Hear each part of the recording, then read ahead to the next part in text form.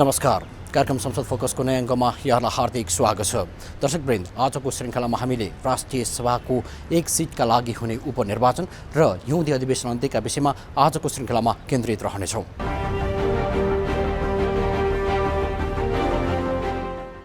गृहमन्त्री रामबहादुर थापाको राष्ट्रिय सभा सदस्य पद गुमेको छ। उहाँले दल त्याग गरेसँगै उहाँको पद राष्ट्रिय सभा सदस्यबाट गुमेको हो। उहाँको रिक्त पदमा अब उपनिर्वाचन गर्नुपर्नेछ। त्यसका लागि सरकारले निर्वाचन आयोगसँग परामर्श गरेर मिति तय गरेछ। प्रस्तुत छ यसै विषयमा आधारित रहेर तयार पारिएको विशेष सामग्री अबको प्रस्तुतिमा।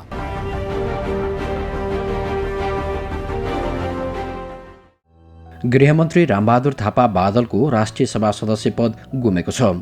सांसद पद गुमेसँगै मन्त्री पदबाट पनि स्वत पदमुक्त भए पनि पुनः थापाले गृहमन्त्रीको शपथ लिनुभएको थियो। नेकपा माओवादी केन्द्रले चैत्र 27 गते बादलले दल त्याग गरेको जानकारी सहितको पत्र संसद सचिवालयमा दर्ता गरेको थियो।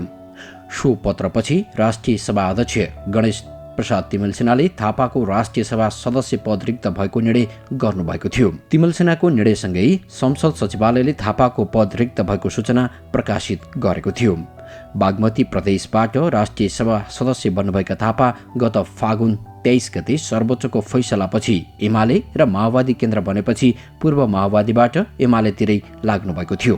थापा पार्टीमा नफर्किएपछि माओवादीले दल त्यागको जानकारी गराएको हो। माओवादीको सूचना अनुसार प्रतिनिधि सभाबाट माओवादीका 4 निर्वाचित सांसद समेतले पद गुमाइसकेका छन्।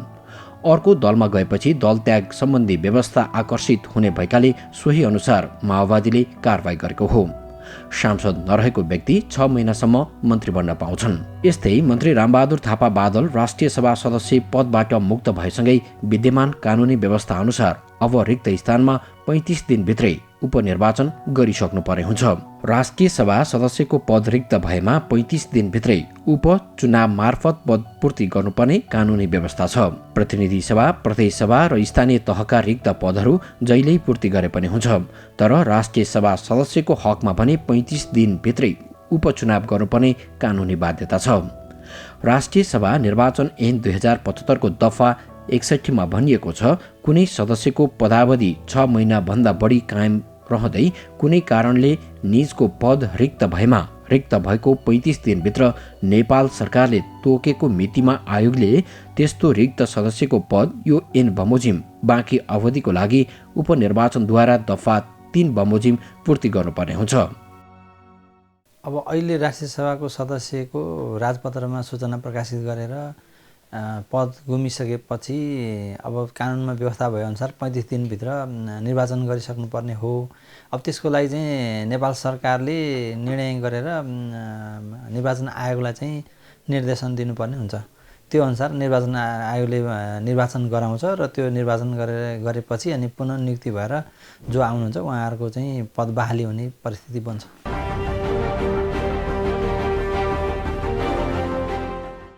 पुनर्स्थापित प्रतिनिधि सभाको हिउँदे अधिवेशन अन्त्य भएको छ। यो अधिवेशन विधेयक अधिवेशनका रूपमा रहे तापनि यो अधिवेशनबाट कुनै पनि विधेयकहरू टुङ्गो लाग्न सकेन। विशेष गरी सरकारले विधेयकहरू प्रक्रियागत रूपमा अगाडि बढाएन। यद्यपि 44 दिनमा 9वटा बैठकहरू यो अवधिमा रहे। कस्ता रहे त यो अवधिमा बैठकहरू? प्रस्तुत छ यिनै विषयहरूमा आधारित रहेर तयार पारिएको विशेष सामग्री अबको प्रस्तुतिमा।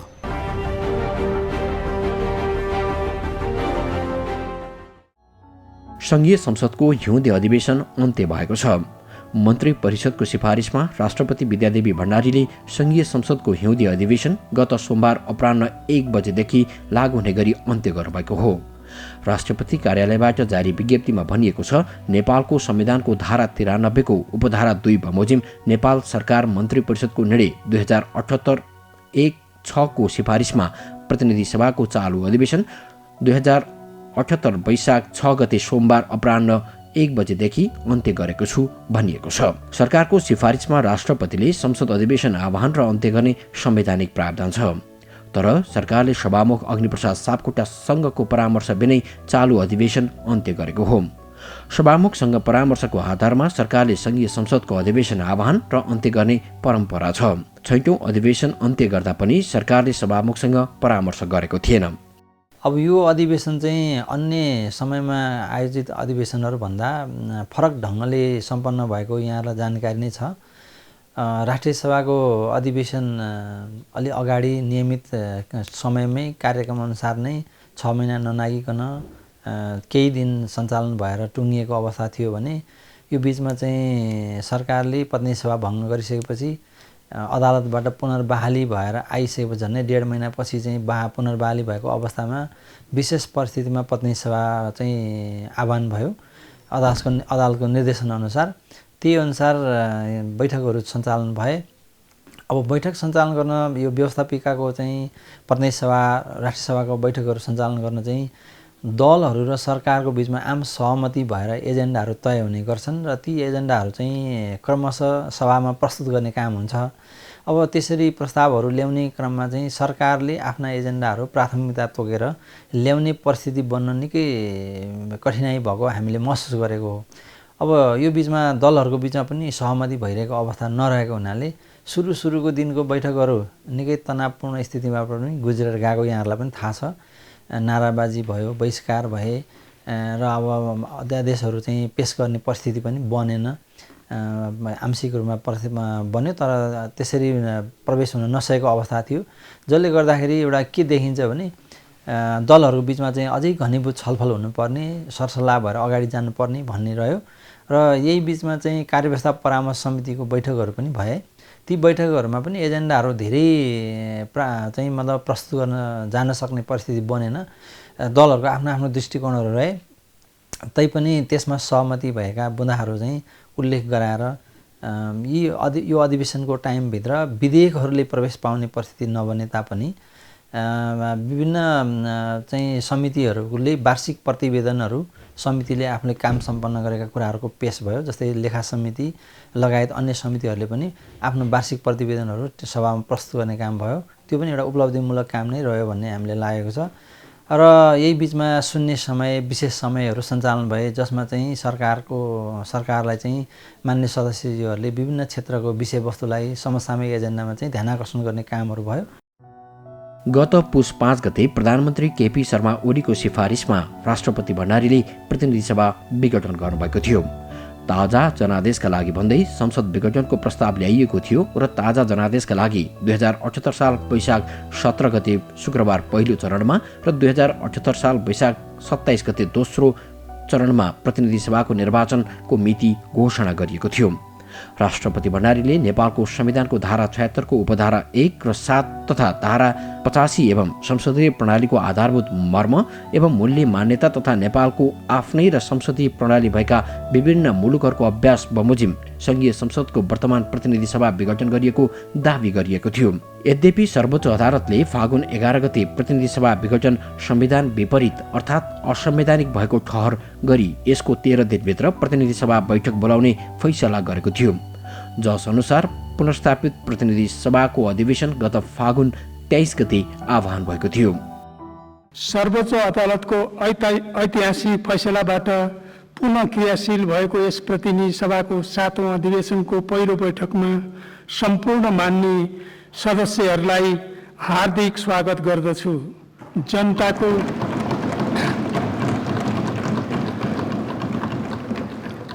जनताको सार्वभौम सत्ताको अभ्यास गर्ने यो सर्वोच्च थलो पुनर्स्थापित भएको सुखद अवसरमा सम्पूर्ण मान्य सदस्यहरू यो सभालाई पुनः क्रियाशील बनाउन योगदान गर्ने सम्पूर्ण निकाय तथा महानुभावहरू र आम जनतालाई बधाई ज्ञापन गर्दछु।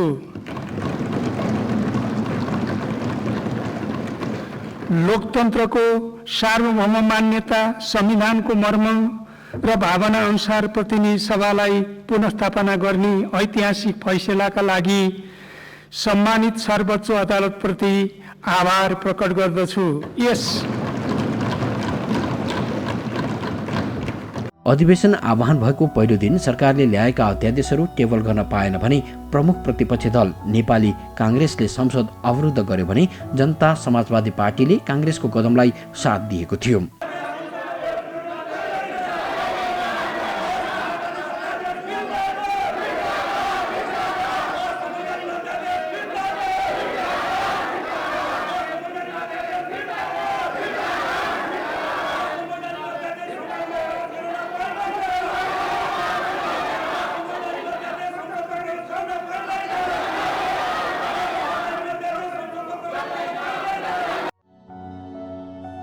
अधिवेशन आह्वान भएको पहिलो दिन प्रमुख दलका शीर्ष नेताहरूले सदनलाई सम्बोधन गर्ने प्रचलन रहिआएको थियो। तर दलहरूबीच आन्तरिक विवादले गर्दा शीर्ष नेताहरूले सम्बोधनको कार्यक्रम भने यो अधिवेशनमा हुन सकेन।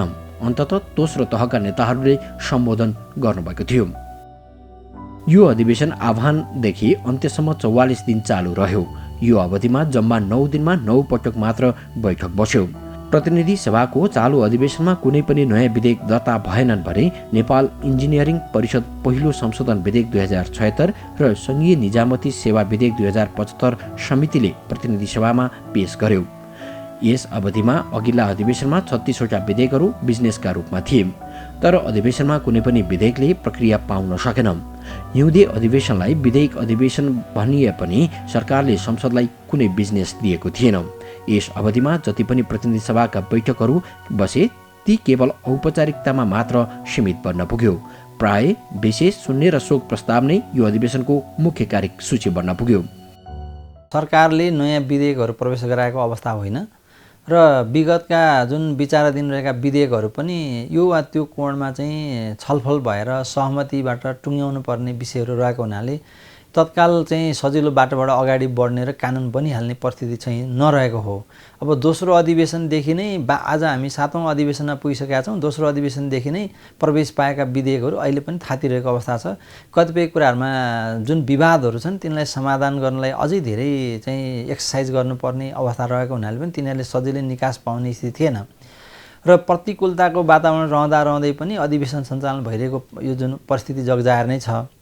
त्यसले यो अवस्थामा संसदीय अभ्यासलाई निरन्तरता दिनलाई यसले चाहिँ एउटा निरन्तरता दिने अभियान जुन चलायो र अदालतले पनि यसलाई चाहिँ एउटा सेटलमेन्ट दियो, संवैधानिक विवादहरूलाई अस्पष्टताहरूलाई क्लियर गरेर अगाडि जाने बाटो दियो। त्यो मान्नेमा हेर्दाखेरि चाहिँ यो अधिवेशनले आफ्नो सकेको सम्भव भएसम्म चाहिँ आफ्नो काम कारबाहीहरू अगाडि बढाएको देखिन्छ। संसद पुनर्स्थापित भएसँगै संसदको भूमिका प्रभावकारी रूपमा बढ्नुपर्ने भए पनि त्यसो हुन सकेन। अर्कोतर्फ यो अधिवेशन विधेयक अधिवेशन पनि हो, तर कानुन निर्माणको पाटोमा पनि सरकार मौन प्राय रह्यो। कानुन निर्माणका लागि प्रतिनिधि सभाले मात्र पूरा गर्न सक्दैन थियो, त्यसका लागि राष्ट्रिय सभा पनि जरुर पर्ने हुन्छ। तर सरकारले राष्ट्रिय सभाको अधिवेशन आह्वानको चासो नै दिएन। यतिसम्म कि प्रतिनिधि सभाका बैठकहरूमा पनि सांसदहरूले सरकारले बिजनेस नदिएको भन्दै सरकारको आलोचना गरेका थिए। संसदमा बिजनेस छैन भनेर भनिरहेको छ, केही बिजनेस चाहिँ प्राप्त गरिरहेको छैन। गत पुस 5 गते संविधान विपरीत अलोकतान्त्रिक स्वेच्छाचारी एवं गैर जिम्मेवारीपूर्ण ढङ्गबाट संसद विघटन भयो। सम्पूर्ण नेपाली जनताहरूको प्रयत्न को कारणबाट यो असंवैधानिक हो। अर्काको देशको चाहिँ नजिर यहाँ दिने होइन, हाम्रो देशकै आफ्नै मौलिकतामा यो सबै कुराहरू हुनु पर्दछ भनेर संसद पुनर्स्थापना भयो। संसद पुनर्स्थापना भइसके पछाडि फागुन 23 गतेबाट बैठक चलिरहेको छ। बैठक 23 शोक प्रस्ताव पारित गर्ने, सामान्य चाहिँ प्रतिवेदनहरू प्रस्तुत गर्नेमै अल्झिरहेको अवस्था छ। संसद बोलाउनु मात्रै सबै कुराहरू होइन, संसद बोलाउनु भनेको संसद चलाउनु पनि हो। संसद चलाउनको लागि अहिले सरकारले बिजनेस दिइरहेको अवस्था छैन, किनभने यसका लागि सरकार नै अग्रसर हुनुपर्ने स्थिति हो। बिजनेस नभएको हो त भन्दाखेरि 55 वटा राष्ट्रिय सभा र प्रतिनिधि सभामा गरेर 55 वटा विधेयकहरू छन्। त्यति मात्र होइन, अध्यादेशहरू पनि ल्याएको छ। अध्यादेश ल्याउनेमा सुरुको दिनमा अध्यादेश सम्बन्धमा केही विमति भयो। त्यो विमति भनेको संवैधानिक परिषद सम्बन्धी, संवैधानिक परिषद काम कर्तव्य अधिकार र कार्यविधि सम्बन्धी अध्यादेशमा मात्रै विरोध भएको थियो र नीतिगत रूपबाट भन्नु पर्दाखेरि मुलुक अध्यादेशबाट चलाउने होइन। संसद नचलेको बेलामा यो बीचमा मुलुकलाई अत्यन्तै आवश्यक पर्छ भनेदेखि अध्यादेश ल्याउन सक्ने संवैधानिक प्रबन्ध छ, ल्याउन सकिन्छ, ल्याउन नसकिने होइन। अत्यन्तै महत्त्वपूर्ण हिजैदेखि प्रताडित भइरहेको, हिजैदेखि मुलुकको लागि आवश्यक भएको विषयमा अध्यादेश ल्याएर चलाउनु पर्ने भन्ने कुराहरू होइन। नियमित बैठकबाट नै त्यो लान सकिन्छ भन्ने नीतिगत चाहिँ विरोधको कुराहरू हो र अरू विषयमा विरोध होइन। अहिलेको सदनको चाललाई हेर्दा भेन्टिलेटरमा राखेको बिरामी जस्तै भएको छ। गतिविधिका हिसाबले शून्यतामा पुग्नु मुलुकको लागि दुर्भाग्य हो। राजनीतिक दलहरूले सधैँ चालबाजीको खेल खेल्नु शोभनीय हुँदैन। मुलुकको माग स्थिरता छ, समृद्धि छ, संविधानको कार्यान्वयन छ। संसदभित्रको अङ्कगणितले गर्दा संसदीय गतिविधि सञ्चालनमा कठिनाई उत्पन्न भएको भन्ने मान्य हो भने अर्ली इलेक्सनबाट आउने अङ्कगणित पनि योभन्दा नमिलेर आउन सक्छ। त्यसपछि पनि अर्ली इलेक्सनमा जाने हो, यो समाधानको बाटो होइन। सांसदहरूले संसदलाई बिजनेस नदिएको भनेर आलोचना गरिरहँदा परराष्ट्र मन्त्री प्रदीप कुमार ग्यावालीले भने त्यसको खण्डन गर्नुभएको थियो। उहाँले सरकारले संसदलाई बिजनेस नदिएको भन्ने भनाइमा सत्यता नरहेको सदनलाई जानकारी गराउनु भएको थियो। सरकारले त अनुमोदनका लागि पेश गरेको छ, किन अगाडि बढिरहेका छैनन् म भन्न सक्दिनँ। किनभने अधिवेशन सदनको एजेन्डा सरकारले तय गर्ने होइन, सरकारले दर्ता गर्ने हो। सरकार जहिले पनि एमसीसी भन्नुहोस्, अरू आइएइए को एटमिक इनर्जीसँग सम्बन्धित भन्नुहोस्, या अरू जे पनि अन्तर्राष्ट्रिय सन्धिहरू छन् यहाँ दर्ता भएका छन् अनुमोदनका लागि, रेक्टिफिकेसनका लागि, हामी त सधैँ तयार छौँ। सदनले किन अगाडि बढाइरहेको छैन, सदन स्वयंले यसको जवाफ दिनुपर्छ भन्ने म आग्रह गर्न चाहन्छु। प्रतिनिधि सभामा 36 वटा विधेयक विचाराधीन अवस्थामा थिए। कतिपय विधेयक विषयगत समितिबाट पारित भइसकेका छन्। संसदको दोस्रो अधिवेशनमा दर्ता भएको नागरिकता विधेयक 2077 असार 7 मा विषयगत समितिबाट पास भएर संसदमा पुगेको थियो। राज्य व्यवस्था तथा सुशासन समिति सभापति शशि श्रेष्ठले नागरिकता सम्बन्धी विधेयकलाई संसदबाट पास गराउन सरकारको ध्यानाकर्षण समेत गराउनु भएको थियो। त्यस अलावा संसदमा गैर सरकारी विधेयकहरू पनि थिए। विधेयकहरू मात्र नभई प्रतिनिधि सभा सञ्चालन नियमावलीका कतिपय प्रावधानहरू पनि यो अधिवेशनमा हुन सकेन। नियमावली अनुसार मन्त्रीहरू र प्रधानमन्त्रीसँग सांसदहरूको प्रश्न उत्तर कार्यक्रम सञ्चालन गर्न सकिने प्रावधान छ। सभामुखले अन्यथा आदेश दिएमा बाहेक प्रत्येक दिनको पहिलो बैठकको 1 घण्टा प्रश्न उत्तरका लागि निर्धारण गर्ने नियमावलीमा उल्लेख छ। प्रधानमन्त्रीसँगको प्रश्न उत्तरका सन्दर्भमा सभामुखले प्रत्येक महिनाको पहिलो र तेस्रो हप्तामा बस्ने पहिलो बैठकको पहिलो 1 घण्टा निर्धारण गर्न सक्ने व्यवस्था नियमावलीको नियम 56 मा छ। तर प्रधानमन्त्री केपी शर्मा ओली अहिलेसम्म संसदमा एक पटक मात्रै प्रधानमन्त्रीसँग प्रत्यक्ष प्रश्न उत्तर कार्यक्रममा सहभागी भएको रेकर्ड छ। प्रधानमन्त्री ओली 2075 माघ 4 मा प्रधानमन्त्रीसँग प्रत्यक्ष प्रश्न उत्तर कार्यक्रममा सहभागी हुनुभएको थियो। त्यसपछि प्रधानमन्त्रीसँग प्रश्न उत्तर कार्यक्रम सञ्चालन हुन सकेको छैन। मन्त्रीहरूसँगको प्रत्यक्ष प्रश्न उत्तर कार्यक्रम भने विगतमा बाक्लै भएका थिए। प्रतिनिधि सभा पुनर्स्थापित भएसँगै एक पटक मात्र परराष्ट्र मन्त्री प्रदीप ग्यावाली र स्वास्थ्य मन्त्री हृदय त्रिपाठीसँग सांसदहरूले प्रश्न उत्तर गरेका थिए। कोभिडले नेपाली जनताहरूलाई धेरै आक्रान्त बनायो, 1 वर्षभन्दा बढी भइसक्यो र फेरि पुनः यो भयावह रूपमा आउँदैछ भन्ने कुरा पनि संकेत गर्नुभयो। यदि यो भयावह रूपमा फेरि आउँदैछ भने यो सरकारले मन्त्रीज्यूको कस्तो किसिमले अगाडि बढिरहनु भएको छ, क्वारेन्टाइनहरू, औषधि उपचारहरू गर्ने विषयमा के छ? अब कोभिड खोप अभियान जहाँसम्म छ निःशुल्क नै छ। हामी आधारभूत जनसङ्ख्यालाई निःशुल्क रूपले लगाउने भनेका छौँ। यसको लागि सरकारले 48 अरब रुपियाँ सुरक्षित रूपले बजेट राखिसकेको अवस्था छ र यहाँहरूलाई म भन्न चाहन्छु त्यति खर्च नहोला, त्यति नपुग्ला, त्यतिसम्म हामी पुग्दैनौँ। किन 48 अरब खर्च हुने स्थिति छैन अहिलेसम्म। समग्र सुरुदेखिको अहिलेसम्म पहिलेकै जबदेखि कोभिड-19 को प्रभाव पहिलो बुहानबाट आएकादेखि नै हामी सुरु गर्छौँ। अहिले मैले बताइहालेँ यहाँहरूलाई 5 अरब भन्दा अलिकति बढी खर्च भएको छ। त्यसकारण खर्चको विषयमा चिन्ता गर्नुपर्ने अवस्था छैन, हामी बचाउँछौँ। र मैले फेरि पनि भन्छु र यो अलिकति अन्डरलाइन गरेर भन्छु, एक पैसाको खर्चको श्वेतपत्र जारी गरिनेछ र म गर्छु। यसमा चाहिँ दुविधामा कोही साथीहरू कोही मान्यजीहरू नबसे पनि हुन्छ। र क्वारेन्टाइन भने कुनै थायी संरचना होइन, क्वारेन्टाइनको लागि छुट्टै भवनै बनाइराख्नु पर्ने स्थिति छैन। त्यस्तो अवस्था आइसकेको बेलामा क्वारेन्टाइन हामीले केही दिनका लागि, केही समयका लागि हामीले अस्थायी रूपले खडा गर्नुपर्छ। र अहिले पनि प्रदेश सरकारहरूले, स्थानीय तहहरूले क्वारेन्टाइनका निर्माणका कामहरू विशेष गरी नाका जहाँबाट हाम्रो प्रवेश बिन्दुहरू छन् त्यहाँ सुरु पनि भइसकेको छ। सरकारले साथ नपाउँदा संसदीय समितिले टुङ्गाएका विधेयकको प्रतिवेदन समेत सभामा पेश हुन सकेको थिएन। सत्तापक्ष दलभित्रै विवाद भएपछि अङ्कगणित अपुग हुन सक्ने डरकै कारण सरकारले विधेयक संसदमा अगाडि बढाउन चाहेको थिएन। अहिलेको सरकारलाई नेकपा माओवादी केन्द्रको समेत समर्थन छ, तर सभामा कुनै पनि विधेयक निर्णयार्थ पेश हुँदा बहुमत नपुग्ने अवस्था छ। निर्णयका लागि पेश हुँदा विपक्षी दलको मात्रै होइन, एमालेकी माधव कुमार नेपाल पक्षको समेत साथ नपाइने डर सरकारलाई थियो। यतिसम्म कि पछिल्लो समय कार्यपालिका र व्यवस्थापिका बीचको सम्बन्ध त्यति समधुर रहन सकेन। सार्वजनिक कार्यक्रममै प्रधानमन्त्री केपी शर्मा ओलीले मिलेनियम च्यालेन्ज कर्पोरेसन एमसीसी सम्बन्धी प्रतिवेदन संसदमा निर्णयार्थ प्रस्तुत नगरिएको भन्दै असन्तुष्टि जनाउनु भएको थियो।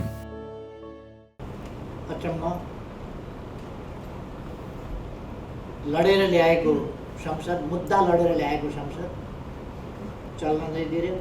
संविधानले भनेको पहिलो दिन प्रस्तुत गर्न पर्ने अध्यादेश संसदमा प्रस्तुत गर्न नदिएर एउटा अप्रिय र अशोभनीय स्थितिको निर्माण गरेको छ। एमसीसी, नेपाली कांग्रेस र नेकपा माओवादी सरकारमा हुँदा एमसीसी सम्झौता गरिएको त्यो निर्णयार्थ हामीले संसदमा टेबल गरेका छौँ र टेबलमा निर्णयार्थ प्रस्तुत गरिएको छैन। हामी त्यसको माग गरिरहेका छौँ र त्यसरी सरकारले प्रस्तुत गरिसकेपछि निर्णयार्थ प्रस्तुत नगर्ने भनेको संवैधानिक कुनै अधिकार कसैसँग हुँदैन, त्यो गर्नै पर्ने हुन्छ। तर संविधानै नमान्ने, जिद्दी गर्ने त्यो प्रवृत्ति हामी झेलिरहेका छौँ। उता सभामुख अग्निप्रसाद सापकोटाले पनि संसदलाई घेराबन्दी गर्न खोजिएको बताउनु भएको थियो। सभामुखले संसदलाई घेराबन्दी गर्न खोजिएको र सभामुखले आफ्नो पक्षमा भूमिका खेलोस् भन्न चाहेको बताउनु भएको थियो।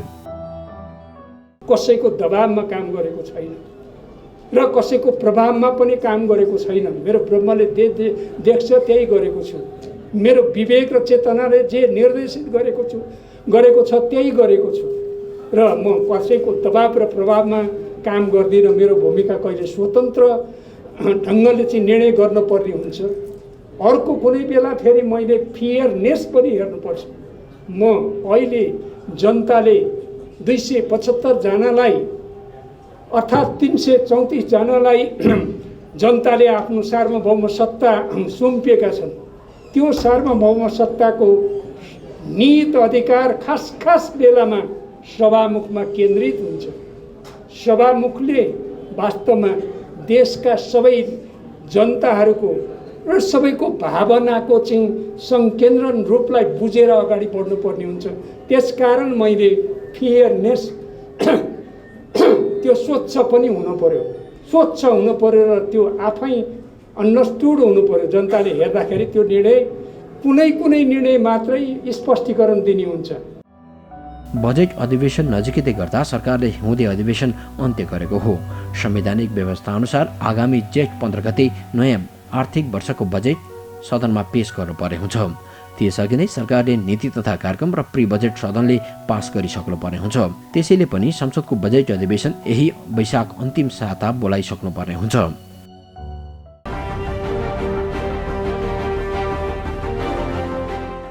संसदीय गतिविधि र नीति निर्माणसँग सरोकार राख्ने कार्यक्रम संसद फोकस आजलाई यति नै। तपाईहरूले यो कार्यक्रम नेपाल टेलिभिजनको वेबसाइट www.ntv.org.np र नेपाल टेलिभिजनको मोबाइल एपमा हेर्न सक्नुहुनेछ।